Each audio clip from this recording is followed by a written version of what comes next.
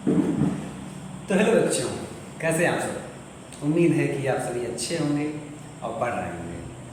तो first of all तो sorry, क्योंकि काफ़ी टाइम बाद ये वीडियो मैं बना पा रहा हूँ, क्योंकि टाइम नहीं था, थोड़ा बिजी भी था और थोड़ा डिस्टर्ब भी था। तो उसको नज़रअंदाज करते हुए आज हम आपको एक छोटे से टॉपिक के बारे में बताऊँगा जो कि आर एच व्हिटेकर के द्वारा दिया गया था।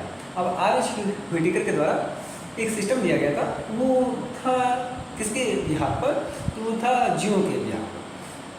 दरअसल हम जानते हैं कि इस अर्थ पर, हमारे इस ब्रह्मांड पर हमारी कई सारी जातियाँ पाई जाती हैं, ठीक है।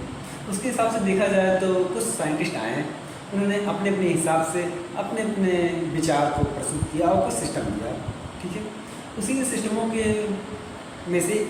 में से हम आज एक सिस्टम के बारे में पढ़ने वाले हैं, जो कि है 5 किंगडम क्लासिफिकेशन, यानी कि 5 जगत वर्गीकरण, जो कि आर एच व्हिटेकर के द्वारा 1969 में दिया गया था, ठीक है।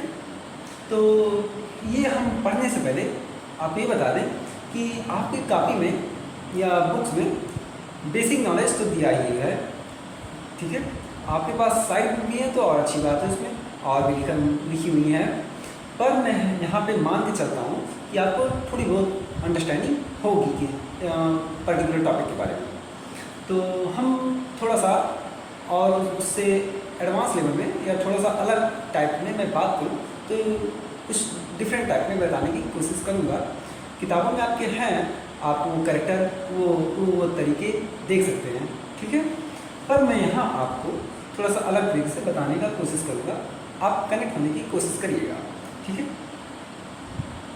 तो हम यहाँ पर इस टॉपिक के बारे में पढ़ने की क्या आवश्यकता थी, ये देख सकते हैं। तो जैसे कि हम जानते हैं, इस संसार में ढेर सारे जीव पाए जाते हैं और उन सबको पढ़ना तो, अध्ययन करना तो मुमकिन तो है नहीं कि उन सबको आसानी से पढ़ा जा सके। तो इस बिहाफ पे उन सारे साइंटिस्टों ने सोचा कि क्यों ना हम कुछ क्या सिस्टम बनाया जाए ताकि संसार में पाए जाने वाले सभी लिविंग के बारे में पढ़ा जा सके एक तरीके से आसान वे में, इजी वे में।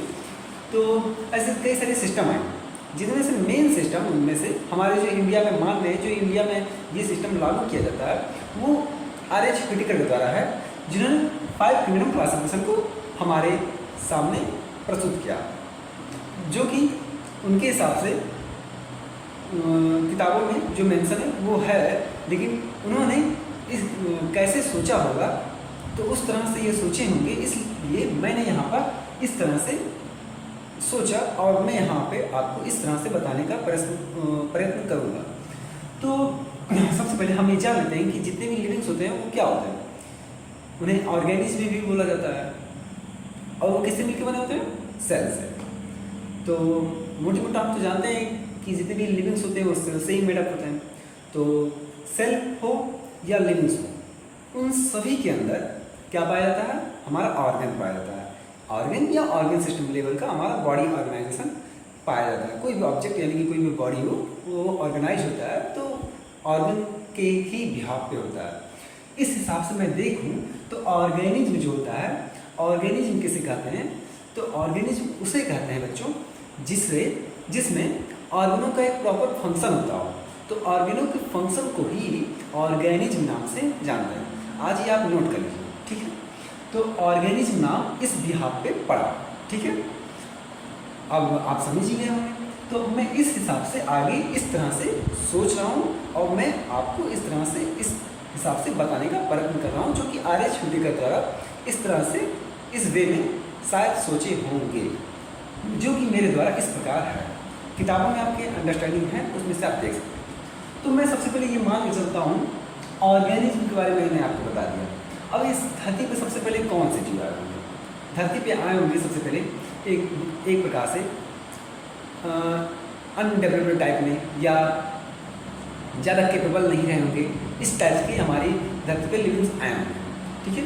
तो जब इस धरती पे जो ऐसे लिविंग्स आए होंगे जो केपेबल नहीं होंगे, वो क्या करेंगे, अपनी कैपेबिलिटी बढ़ाएंगे, ठीक है। इस इन्वायरमेंट के हिसाब से, इस कंडीशन या उनके हिसाब से जहाँ पे वो आए उसके हिसाब से अपने आप को अनुकूल बनाएं और अपने अंदर वो टेंडेंसी डेवलप की और अपने अंदर देखा जाए कई सारे सिस्टमों का फॉर्मेशन भी किया। तो इस हिसाब से ऑर्गेनिज्म जिसमें सेल के अंदर या एक लिविंग्स के अंदर ऑर्गेनिज्म के प्रॉपर फंक्शन को ही ऑर्गेनिज्म नाम से जानते हैं। उनमें से ऑर्गेनिज्म हम आपको दो टाइप में बता रहे हैं, जो कि एक होता है प्रोकैरियोट्स और दूसरा होता है यूकैरियोट्स। प्रोकैरियोट्स और यूकैरियोट आपको बखूबी पता होगा, लेकिन मैं यहाँ पे ये एक दिन से बता दूँ, जो ऐसे लिविंग्स जो धरती पे सबसे पहले आए होंगे और धरती पे सबसे पहले आए होंगे तो उन्हें ज़्यादा जानकारी तो रही नहीं होगी, बस उस धरती के अकॉर्डिंग अपने आप को जब चेंजेस किए तो वो यूकैरियोट्स बनाए। लेकिन फर्स्ट ऑफ ऑल सबसे पहले जो लिविंग्स थे वो यूकैरियोट्स कहलाते थे, जो इस धरती पे सबसे पहले आए थे, एग्जिस्ट किए थे। ठीक है, तो यानी कि हम कह सकते हैं सेल्स के अंदर या एक लिविंग्स के अंदर ऑर्गेनो का ऐसा सिस्टम जो कि अनडेवलप्ड था, यानी जिसे हम प्रोकैरियोटिक्स कह सकते हैं। बाकी आपको सही में आपको पता होगा प्रोकैरियोटिक मतलब जिसमें कैरियोटिक यानी न्यूक्लियस ना पाया जाता हो या अनडेवलप्ड हो। ये तो आपकी किताबों में भी मेंशन है, तो वो ना देखते हुए मैं कॉपी पेस्ट तो करना नहीं चाहता, मैं कुछ अलग तरीके से सोच रहा हूँ, तो वो बताने का कोशिश करूँ। आपके कॉपी में बुक्स में या सर लोग आपको टीच करते रहते हैं, बताते हैं, तो मैं कॉपी पेस्ट नहीं करूँगा, अलग तरह से सोचिए और समझने की कोशिश करिए। तो प्रोकैरियोटिक यानी कि ऐसे सेल्स के प्रॉपर फंक्शन, ऐसे सेल्स जिसमें ऑर्गन का जो सिस्टम रहा होगा अनडेवलप्ड रहा होगा, इसलिए उसे प्रोकैरियोट्स कहा गया। ठीक है, और लेकिन यूकैरियोट्स किसे कहें, तो यूकैरियोट्स उसे कहते हैं जिसमें ऑर्गन का फंक्शन जो था वो और बूस्ट हो चुका और वो ऑर्गन का फॉर्मेशन भी काफ़ी अच्छी मात्रा में और काफ़ी अपने इस एनवायरनमेंट के हिसाब से कैपेबल या कैपेबिलिटी डेवलप कर लिए हो। तो यूकैरियोट्स वो होते हैं जिनमें सेल के अंदर पाए जाने वाले ऑर्गेनेल्स का प्रॉपर डेवलपमेंट हो चुका हो, यानी कि जैसे कैरियन हम मान के चल रहे हैं, क्योंकि कैरियन यानी कि केंद्र जो होता है वही मेन होता है। ठीक है, तो यानी कि यूकैरियोट्स और प्रोकैरियोट्स का मतलब होता है जिसमें ऑर्गन सिस्टम का वेल डेवलप्ड ग्रोथ हो से यूकैरियोट्स, और जिसमें अनडेवलप्ड ग्रोथ हो ऑर्गन का या प्रॉपर फंक्शन ना कर पाता हो, पुअरली डेवलप्ड हो ऑर्गन सिस्टम, उनको कह सकते हैं प्रोकैरियोट्स। इस बिहाफ पे R.H. व्हिटेकर ने 1969 में उन्होंने पहला जगत बनाया और उसका नाम दिया मोनरा जगत। ये जगत जो था किस बिहाफ पे दिया गया था, तो ये जगत जो था हमारे अनडेवलप्ड बॉडी ऑर्गेनाइजेशन के हिसाब से दिया गया था। ठीक है, फिर इसके हिसाब से पहला आपको जगत बता ही दिया गया। ऐसे हमारे 5 जगत कुल होते हैं, हम आपको मेंशन कर देते हैं। ये होता है हमारा पहला जगत, दूसरा जगत हमारा ये होता है, तीसरा जगत हमारा फंजाई, चौथा प्लांटी होता है, पांचवा हमारा होता है एनिमेलिया जगत यानी जंतु जगत। ठीक है, प्राणी जगत। तो सबसे पहले मोनरा जगत R.H. व्हिटेकर द्वारा दिया गया था। ठीक, अब प्रोकैरियोट्स के बिहाफ पे दिया गया था, अनडेवलप्ड बॉडी थी, ज़्यादा उनमें बॉडी ऑर्गेनाइजेशन डेवलप नहीं था, बॉडी का ऑर्गन्स या बॉडी का फंक्शन जो है उतना डेवलप नहीं था जिससे इस एनवायरनमेंट में सर्वाइव कर पाए। तो वो क्या की, अपने आप को कैपेबल बनाई, अपने आप को और ग्रोथ दी। ठीक है, यानी कि इस धरती पर सबसे पहले ऐसे मॉलिक्यूल आए जो अभी डेवलप नहीं थे प्रॉपर। ठीक है, फिर कुछ टाइम बाद उनमें न्यूक्लियर चेंजेस हुई, फिर इसके बाद जो सेल्स आया वो था यूकैरियोटिक सेल्स। अब सेल्स के अंदर क्या था, इनमें डेवलपमेंट चालू हुआ। डेवलपमेंट जब चालू हुआ तो यानी कि इनमें ऑर्गन्स भी आई, ऑर्गन्स जब आई तो उनका एक प्रॉपर फंक्शन हुआ, आपस में कनेक्ट होकर क्या कि एक कनेक्शन बैठाएं और उस कनेक्शन के हिसाब से एक प्रॉपर रेगुलेशन हो सके हमारे सेल्स का या लिविंग्स का, उस हिसाब से उनका निर्माण हुआ। तो यूकैरियोटिक जिनमें ऑर्गनों का जो फंक्शन था वेल डेवलप्ड था और उनका फंक्शन भी अच्छी हो रही थी, जिससे इन्वायरमेंट में वो सर्वाइव कर पाया, यानी कि डेवलप्ड सेल्स कह सकते हैं, डेवलप्ड लिविंग्स कह सकते हैं।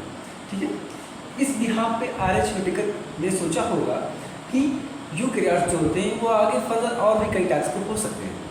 वो कैसे हो सकते हैं, तो वो हो सकते हैं एक यूनिसेलुलर यूकैरियोट्स और एक मल्टी सेलुलर यूकैरियोट्स। अब यूनिसेलुलर क्या है, यानी कि संसार में ऐसे लिविंग्स जिनमें सेल्स या उनके ऑर्गनों का सिस्टम जो हो वेल डेवलप्ड हो, लेकिन वो बने कैसे हों, तो वो सेल से बने हों लेकिन एक ही सेल से। ठीक है। और ऐसे लिविंग्स जो मोर देन वन सेल से बने होते हैं उसे मल्टी सेलुलर नाम से हम जानते हैं। आपको ये तो मालूम होगा कि जितने भी लिविंग होते हैं वो सेल से ही फॉर्म होते हैं, ठीक है। चलिए आगे बढ़ते हैं। तो यूनिसेलुलर उसे कहते हैं जिसमें एक कोशिकीय जीव आते हैं, ठीक है। इस बिहार पे RH करने कि माइंड में कुछ विचार आए होंगे, इस हिसाब से उन्होंने एक और जगत बनाने का प्रयत्न किया जिसका नाम था प्रोटिस्टा जगत, ठीक है। बच्चों आप लोग टेंशन मत लीजिए, हमने यहाँ पे इंग्लिश में लिखा हुआ तो काफ़ी चीज़ें इसकी इंग्लिश की ही हिंदी में ही राइट है, ठीक है। तो आप लोग घबराने की ज़रूरत नहीं है, आप बुक्स उठा के देख सकते हैं, ठीक है। आप अगर जो अच्छी नॉलेज या एक्स्ट्रा नॉलेज सीखेंगे तो आपके अंदर ग्रोथ भी आएगा, ठीक है। तो टेंशन वाली बात नहीं है कि इंग्लिश लिखा है तो मुझे इंग्लिश नहीं आता है, आप प्रयत्न करेंगे तो हर चीज़ हो सकता है, ठीक है। नामुमकिन को भी मुमकिन बनाया जा सकता है। तो उन्होंने सोचा कि ऐसे सेल, ऐसे लिविंग्स जो डेवलप्ड हैं लेकिन वो एक ही सेल से बने हुए हैं, इसलिए उन्हें प्रोटिस्टा जगत बनाकर रख दिया गया। इसके अंदर भी कई सारी एनिमल्स आती हैं, आपकी कॉपी में मेंशन है। अब बात करते हैं एक कोशिकीय जीव के बाद बहुकोशिकीय जीव, ठीक है। बहुकोशिकीय जीव में ऐसे जीव आते हैं जो क्या हो, उनके ऑर्गन का सिस्टम जो हो वेल डेवलप्ड हो, ठीक है। लेकिन वो कैसे बने हो, मोर देन वन सेल से, ठीक है। जब हमारे सेल मिनिमम एक ही सेल, मतलब जब हमारे लिविंग्स मिनिमम एक ही सेल से परफॉर्म होते हैं, यानी कि बने होते हैं, ठीक है, फॉर्म होते हैं, तो उन्हें यूनिसेलुलर कहा जाता है। लेकिन जब हमारे livings more than one cell से फॉर्म होते हैं तो उन्हें मल्टीसेलुलर ऑर्गेनिज्म नाम से बोला जाता है, पुकारा जाता है, ठीक है। अब मल्टीसेलुलर ऑर्गेनिज्म जो होते हैं वो उन्हें भी आगे फर्दर कई टाइप्स में बांटा गया और उसके हिसाब से ये आगे जो हमारे 3 वर्गीकरण बच गए हैं उससे भी RH के द्वारा बाद में दिया गया, ठीक है। तो मैं आज यहाँ पे आपको इस तरह इसलिए बता रहा हूँ क्योंकि इस तरह उन्होंने शायद सोचा होगा, तो मैं उन्होंने इस तरह से ये सोचा होगा, इसलिए मैं भी यहाँ पर इस तरह से सोचकर शायद कुछ अलग तरीके से बताने का प्रयत्न कर सकता हूँ। तो उन्होंने इस तरह से सोचा होगा जिसके हिसाब से 5 पिलर क्लासिफिकेशन दिया होगा, इस हिसाब से मैं भी इस तरह से सोचकर ये तरह से बताने का प्रयत्न कर रहा हूँ, ठीक है। आपकी किताबों में जैसा होगा आप घबराइएगा नहीं, उसी के भी हाथ पर है। बस उन्होंने जो थिंकिंग उनके माइंड में आई होगी उसके हिसाब से जो सिस्टम बनाए होंगे वो किताबों में आपके मेंशन है, ठीक है, NCERT में या अदर बुक में जो भी है। तो आगे बढ़ते हैं। तो अब हमारे 3 क्लासिफिकेशन बच चुके हैं। पहला हमने पढ़ चुका मोलकुलर जगत, दूसरा हमने पढ़ा प्रोटिस्टा जगत, वो किस बिहाफ पे दिए गए थे, तो इस और इसके बिहाफ पे आगे डिवाइड किए गए थे RH के द्वारा, ठीक है।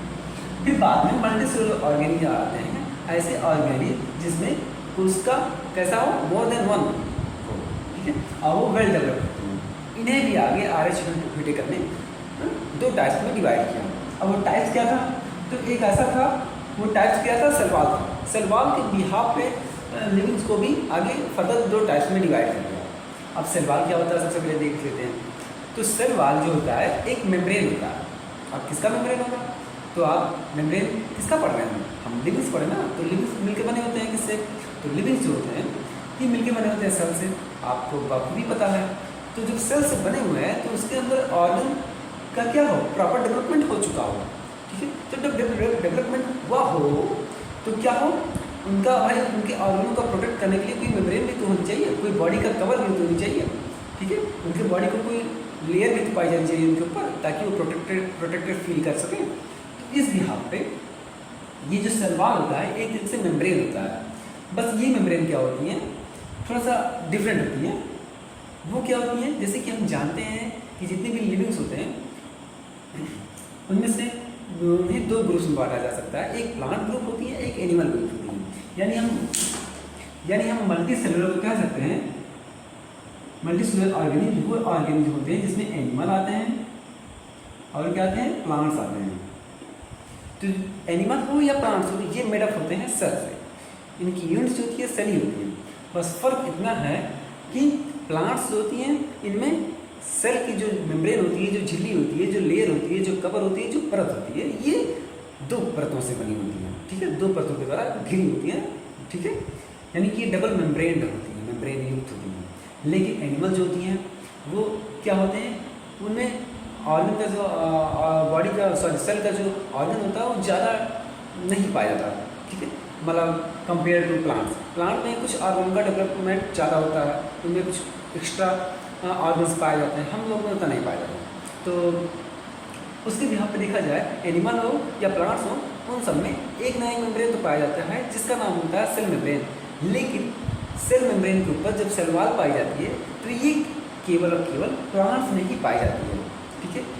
यानी कि एनिमल जो होती है उसके ऊपर एक ही मेम्ब्रेन पाई जाती है जो कि सेल मेम्ब्रेन नाम से जानी जाती है, यही उसका आउटरमोस्ट लेयर होता है, मेम्ब्रेन होता है, ठीक है। लेकिन हम बात करें प्लांट्स जो होती हैं, प्लांट के ऊपर जो मेम्ब्रेन पाई जाती है उसका नाम होता है सेल मेम्ब्रेन। लेकिन सेल मेम्ब्रेन के ऊपर क्या पाया जाता है, एक और मेम्ब्रेन पाया जाता है जिसको कहते हैं सेल वॉल। तो आज तो इसी बिहार पर आर.एच. व्हिटेकर ने दो टाइप में सोचा होगा और इस तरह से मैं बताने का कोशिश कर रहा हूँ, ठीक है। तो सेल मेम्ब्रेन आप जान चुके हैं कि किसी भी लिविंग का फर्स्ट मेम्ब्रेन होता है, ठीक है। लेकिन प्लांट का आउटर मोस्ट सेल जो होता है सेल मेम्ब्रेन होता है, आउटर मोस्ट जो वॉल होता है उसे सेल वॉल नाम से जानते हैं। लेकिन एनिमल का जो मेम्ब्रेन आउटर मोस्ट वॉल होता है यानी कि मेम्ब्रेन होता है उसे सेल मेम्ब्रेन नाम से जानते हैं। इस यहाँ पे मल्टी सेलुलर ऑर्गेनिज्म को आगे दो टाइप्स में डिवाइड किया गया है। पहला टाइप क्या है कि ऐसे लिविंग्स जिसमें सेल वॉल क्या होता है पाया जाता है विद द सेल वॉल, ठीक है। यानी कि ऐसे लिविंग्स जिसमें जो कि डेवलप होते हो लेकिन वो मल्टी सेलुलर से फॉर्म हो लेकिन उनमें सेल वॉल पाई जाती है, ठीक है।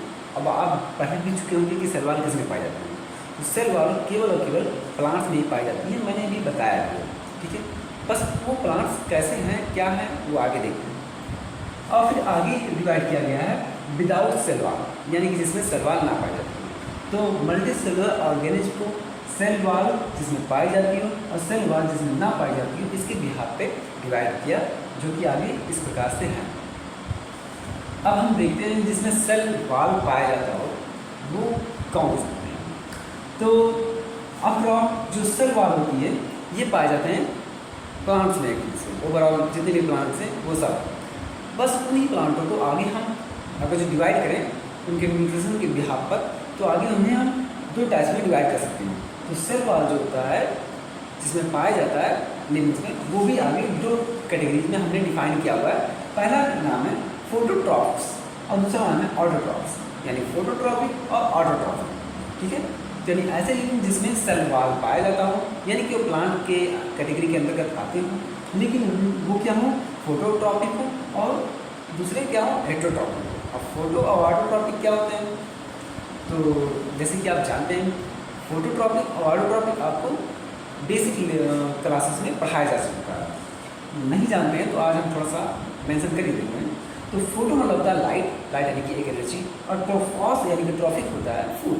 तो यानी कि ऐसे लिविंग्स जो वेल डेवलप्ड होते हो, ठीक है, बॉडी ऑर्गेनाइजेशन में प्रॉपर डेवलप्ड हो, ठीक है, और मल्टी सेलुलर के भी हो, कुछ यूनिसेलुलर के भी होते हैं लेकिन मैं यहाँ पे मल्टी सेलुलर आपको बता रहा हूँ। तो उस हिसाब से ऐसे लिविंग्स जो वेल डेवलप्ड हो लेकिन वो अपना फूड का फॉर्मेशन सेल्फ कर ले जाते हैं, स्वयं लाइट की हेल्प से बना ले जाते हैं या केमिकल की भी हेल्प से बना ले जाते हैं। उसके बिहार पर उन्हें फोटोट्रॉप्स नाम दिया गया है, सेल वॉल जिसमें पाई जाती हो इसके आधार पर, ठीक है। अब जिसमें सेल वॉल पाई जाती हो लेकिन अपना भोजन क्या होती हो ऐसे लिविंग्स ना बना पाती हो, ठीक है। तो ऐसे लिविंग जो अपना फूड का फॉर्मेशन ना कर पाती हैं, ठीक है, उन्हें हेटेरोट्रॉपिक कहा जाता है, ठीक है। इस बिहार पर आर.एच. व्हिटेकर ने आगे मेरे हिसाब से आगे दो ग्रुप से उन्होंने डिवाइड किया। तो जिसमें सेल वॉल पाई जाती हो और वो मल्टी सेलुलर के हों, वेल डेवलप्ड एनिमल हों लेकिन वो अपना भोजन स्वयं बनाते हों, स्वयं सिंथेसिस करते हो, फॉर्मेशन करते हो। इसके बिहार पर हम आपको एक नेक्स्ट वर्गीकरण बताऊँ, उसका नाम है प्लांट जगत। तो पादप जगत ऐसा जगत है जो इसमें ये टेंडेंसी पाई जाती है जो अपना सेल्फ सिंथेसिस कर सकती है। पादप जगत में हम बात करेंगे केवल और केवल ग्रीन प्लांट्स जिसमें एल्गी आती हैं और सारे जिम्नोस्पर्म एंजियोस्पर्म इन सभी के प्लांट्स पाए जाते हैं, ठीक है। तो ऐसी टेंडेंसी पाई जाती है उसमें जो अपना सेल्फ फूड की सिंथेसिस कर सकते हैं। अब यहाँ पे हम लोग तो नहीं अपना सेल्फ फूड सिंथेसिस कर सकते हैं, खाना तो बना लेते हैं लेकिन डिपेंडेंट होता है किसी फ्रूट्स वेजिटेबल्स या किसी अदर एनिमल्स पर। तो इसलिए हम लोग अपना भोजन स्वयं नहीं बना पाते, किसी पे डिपेंडेंट होते हैं। लेकिन जो प्लांट्स होती हैं अपना फूड्स जो होता है सेल्फ प्रिपेयर कर सकती हैं। इसलिए आर.एच. हुटिगर ने सोचा होगा इस तरह से, लेकिन तो इसलिए इस तरह से आपको मैं बताने का प्रयत्न कर रहा हूँ आज, ठीक है। दूसरा बात करें तो ऐसे लिविंग्स जिसमें सलवार तो पाई जाती हो, लेकिन वो क्या बोलते हो, भोजन अपना ना बना पाते हो, तो फूड जो अपना फॉर्मेशन नहीं कर पाते हैं, ठीक है। लेकिन उनके जो सेल होती है वो डबल मेम्ब्रेन होती है। पहला सेल मेम्ब्रेन नाम होता है, लास्ट वाला बाहरी झिल्ली जो होती है उसे सेल वाल यानी कोशिका भित्ति कहते हैं। तो वो कैटेगरी कौन सी हो सकती है, आर.एच. हुटिगर के द्वारा वो कैटेगरी थी फंजाई, ठीक है, जो हमारी ये तीसरी और ये चौथी कैटेगरी बनाई गई, चौथा क्लासिफिकेशन था, मतलब चौथा वर्ग ही था, ठीक है। तो फंजाई एक ऐसी प्लांट्स है जिसमें मशरूम ये सब की जातियाँ आती हैं, ठीक है। तो इस बिहाफ पे हम देखा है तो फंजाई भी एक प्लांट ही होती है, लेकिन उनमें फूड की सिंथेसिस करने की कैपेबिलिटी नहीं पाई जाती है, ठीक है। तो जिनमें फूड का फॉर्मेशन करने की कैपेबिलिटी नहीं पाई जाती है, लेकिन वो डबल मेम्ब्रेन के द्वारा फॉर्म होते हैं और मल्टीसेलुलर यूकेरियोट्स और वेल डेवलप्ड ऑर्गन सिस्टम में डेवलप होता है। इस बिहाफ पे हम फंजाई को एक अलग कैटेगरी में रखते हैं, ठीक है।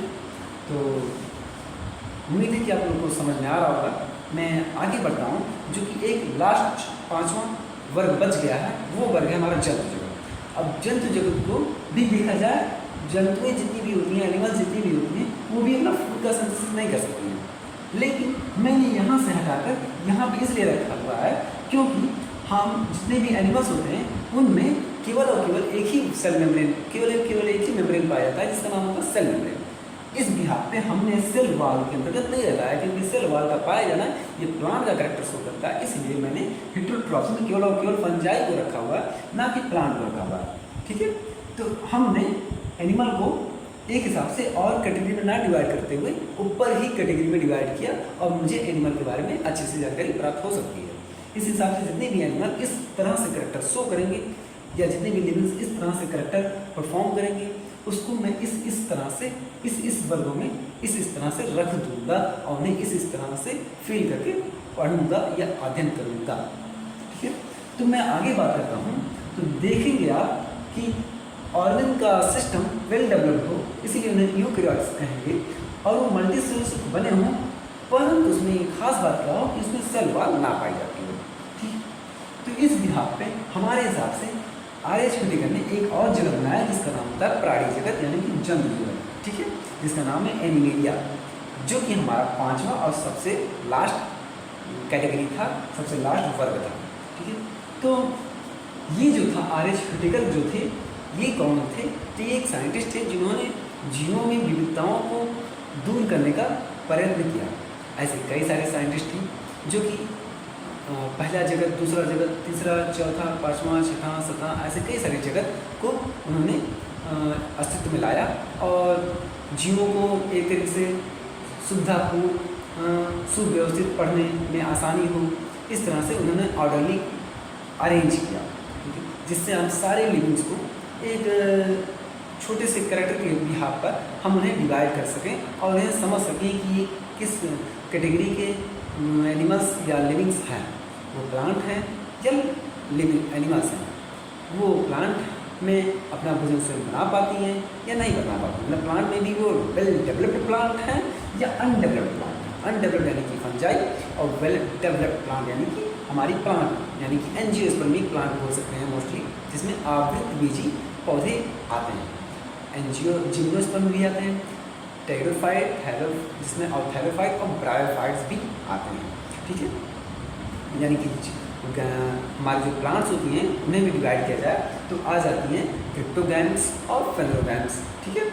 तो इस बिहार पर लेकिन हमारी जो फंजाई होती हैं वो एक तरीके से प्लांट के कंपेयर अनडेवलप्ड मानी जाती है, ठीक है। तो इस हिसाब से आर.एच. हुटिगर का जो क्लासिफिकेशन था, ये हमारे इंडिया में तो इसका प्रायोरिटी दिया ही जाता है, इसलिए हमारे किताबों में मेंशन है। लेकिन 6 जगत, 7 जगत और हमारे 1, 2, 3, 4 ये सब भी क्लासिफिकेशन मौजूद है, लेकिन हम इस हिसाब से नहीं पढ़ते हैं क्योंकि R.H. व्हिटेकर के द्वारा। R.H. व्हिटेकर ऐसे साइंटिस्ट थे जिन्होंने एक तरीके से सबसे पहले एक प्रॉपर वे में अच्छी तरह से बताने का प्रयत्न किया। लेकिन इससे भी और देखा जाए तो इसमें एक कमियां हैं जो मुझे नज़र आ रही हैं और दिखती भी हैं कि इनमें एक और कैटेगरी की और आवश्यकता थी जिन्होंने शायद ना मेंशन किया हो, तो वो अलग बात है। तो इसी बिहार पे और सारे साइंटिस्ट आए, 6 क्लासिफिकेशन 7 क्लासिफिकेशन दिया। कुछ कंट्री में वो सभी क्लासिफिकेशन मान रहे हैं, हमारी कंट्री में केवल R.H. व्हिटेकर के द्वारा ही 1969 में जो दिया गया था वही प्रायोरिटी दी जाती है, जो कि एक हिसाब से सही है। तो आज के लिए इतना ही। उम्मीद करता हूँ आपको ये समझ में आया होगा, और वादा तो नहीं करूँगा लेकिन प्रयास करूँगा कि वीडियो बनाता रहूँ आपके लिए। और उम्मीद है कि आप लोग पहले से पढ़े होंगे और पढ़ के आया करें, जिससे आपको अच्छे से, अच्छी तरह से, अच्छे वे में समझने का फील हो सके। ठीक है, तो ये वीडियो इस प्रकार से था। ठीक है, तो उम्मीद है कि आपको अच्छा लगा होगा। लाइक करिए, सब्सक्राइब करिए। जय हिंद, जय भारत।